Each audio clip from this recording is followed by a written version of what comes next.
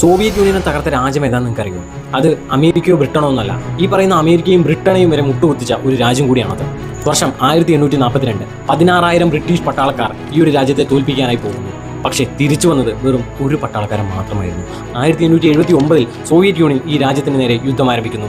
നീണ്ട 10 വർഷത്തെ യുദ്ധത്തിനൊടുവിൽ Soviet union തോറ്റു പിന്മാറേണ്ടി വന്നു. അതുമാത്രമല്ല, പിന്നീട് സോവിയറ്റ് യൂണിയന്റെ തകർച്ചയ്ക്ക് തന്നെ ഈ ഒരു യുദ്ധം കാരണമായി മാറി. 2001 മുതൽ 2021 വരെ ഈ രാജ്യത്തെ മര്യാദ പഠിപ്പിക്കാൻ അമേരിക്ക ഒരു ശ്രമം നടത്തി നോക്കി. പക്ഷേ ലോകം മൊത്തം ഓടി നടന്ന് യുദ്ധം ചെയ്യുന്ന ഡൊണാൾഡ് ട്രംപ് പോലും അന്ന് തോൽവി മനസ്സിലാക്കി അവിടുന്ന് പിൻവാങ്ങി തിരിച്ചു പോന്നു, യുദ്ധം അവസാനിപ്പിച്ചു. ഇത് ഇന്നും നിലം തുടങ്ങിയൊന്നല്ല. പണ്ട് ലോകം കീഴടക്കിയ അലക്സാണ്ടർ ചക്രവർത്തിയും ലോകമറപ്പിച്ച ചെങ്കിസ് ഖാൻ അടക്കം ഇന്നാട്ടിലെ ഗോത്ര വിഭാഗങ്ങളോട് തോറ്റുമടങ്ങിയ ചരിത്രമുണ്ട്. പറഞ്ഞു വരുന്നത് ഇന്ന് ലോകം മൊത്തം കളിയാക്കിക്കൊണ്ടിരിക്കുന്ന ഒരു ചെറിയ രാജ്യം Afghanistan, the grave yard of empires. ഈ രാജ്യങ്ങളൊക്കെ സ്വന്തം ശക്തി കാണിക്കാൻ വേണ്ടി യുദ്ധം ചെയ്യുമ്പോൾ അഫ്ഗാനിസ്ഥാൻ യുദ്ധം ചെയ്തത് സർവൈവലിന് വേണ്ടിയിട്ടായിരുന്നു.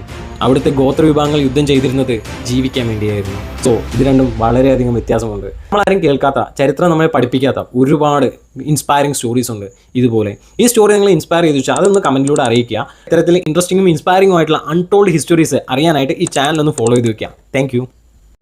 നിങ്ങളൊരു ഒലക്കാമല സൽസശാപം. സൽസയ്ക്ക് എന്താ കൊമ്പുണ്ടോ? ഈ സ്ഥലത്തിന് എന്താ വാലുണ്ടോ? രതീഷ് കൊണ്ടുവന്ന് കാണിച്ചു തരും. ഈ കൗട്ട രതീഷ് കൊണ്ടുവന്ന് കാണിച്ചു തരും.